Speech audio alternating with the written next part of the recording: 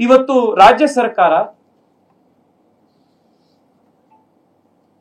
ಈ ಭಯೋತ್ಪಾದಕ ದಾಳಿಯಲ್ಲಿ ಯಾರು ಮೃತಪಟ್ಟರು ಅವರ ಕುಟುಂಬಕ್ಕೆ 10 ಲಕ್ಷ ರೂಪಾಯಿಯ ಕಾಂಪನ್ಸೇಷನ್ ಅನ್ನು ಘೋಷಣೆ ಮಾಡಿದ್ದಾರೆ. ನನಗೆ ಮುಖ್ಯಮಂತ್ರಿಗಳಿಗೆ ಯಾರು ಸಲಹೆ ಕೊಡ್ತಾ ಇರೋರು ಅಥವಾ ಮುಖ್ಯಮಂತ್ರಿಗಳು ವಾಸ್ತವಿಕತೆಯ ಮತ್ತು ಮಾನವೀಯತೆಯ ಎಲ್ಲ ಕನೆಕ್ಷನ್ಗಳನ್ನ ಕಳ್ಕೊಂಡ್ಬಿಟ್ಟಿದಾರ ಅಂತ ಪ್ರಶ್ನೆ ನನಗೆ ಬರ್ತಾ ಇದೆ. ಮಂಜುನಾಥ್ ಅವರ ಮನೆಯಲ್ಲಿ PUCಯಲ್ಲಿ 97% ಮಾರ್ಕ್ಸ್ ತಗೊಂಡಿರುವಂತಹ ಒಬ್ಬ ಹುಡುಗ ಅವ್ರ ಮನೇಲಿ ಇನ್ನೂ ಇದ್ದಾರೆ. ಕನಿಷ್ಠ ಅಂತಂದ್ರೂ 8-10 ವರ್ಷದ ಎಜುಕೇಶನ್ ಅವನಿಗೆ ಬಾಕಿ ಇದೆ.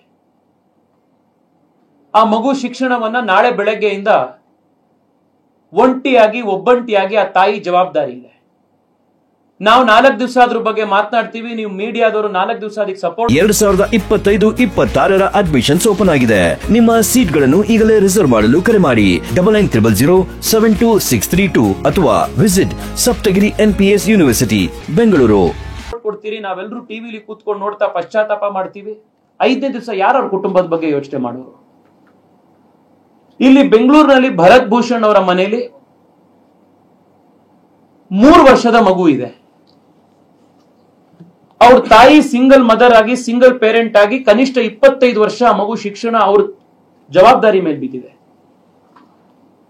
ಮಾನವೀಯತೆಯ ಒಂದ್ ಸ್ವಲ್ಪನಾದ್ರೂ ಹುಲ್ ಕಡ್ಡಿಯಷ್ಟಾದ್ರೂ ಈ ಸರ್ಕಾರಕ್ಕೆ ಉಳಿದಿದ್ರೆ ಕನಿಷ್ಠ 1 ಕೋಟಿ ರೂಪಾಯಿ ಆದ್ರೂ ಈ 2 ಕುಟುಂಬಕ್ಕೆ ಕೊಟ್ಟಿರೋರು.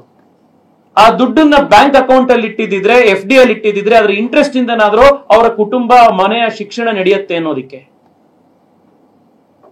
ಪಕ್ಕದ ರಾಜ್ಯದಲ್ಲಿ ಆನೆ ಕಾಲ್ ತುಳಿತಕ್ಕೆ ಒಳಗಾಗಿ ತೀರ್ಕೊಳ್ಳುವಂತವರಿಗೆ ಈ ರಾಜ್ಯದ ಮುಖ್ಯಮಂತ್ರಿಗಳು 15 ಲಕ್ಷ ರೂಪಾಯಿ ಕೊಡ್ತಾರೆ.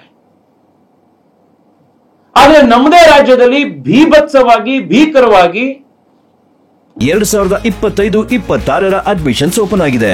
ನಿಮ್ಮ ಸೀಟ್ ಗಳನ್ನು ಈಗಲೇ ರಿಸರ್ವ್ ಮಾಡಲು ಕರೆ ಮಾಡಿ 9900072632 ಅಥವಾ visit Saptagiri NPS university Bengaluru. Terrorist attack ನಲ್ಲಿ ತೀರ್ಕೊಂಡಂತ ಇಬ್ಬರು ಕುಟುಂಬದವರಿಗೆ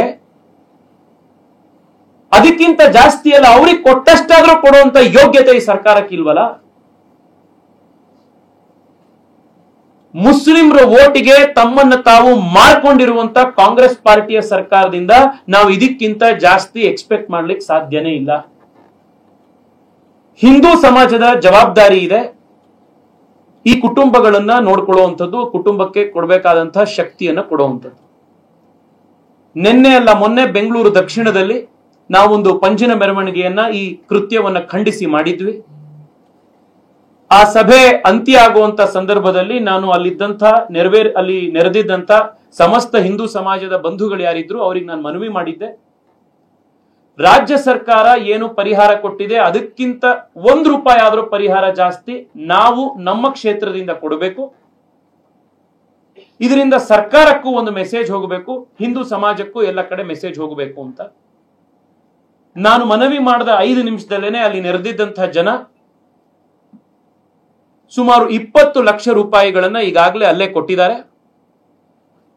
ನಾಳೆ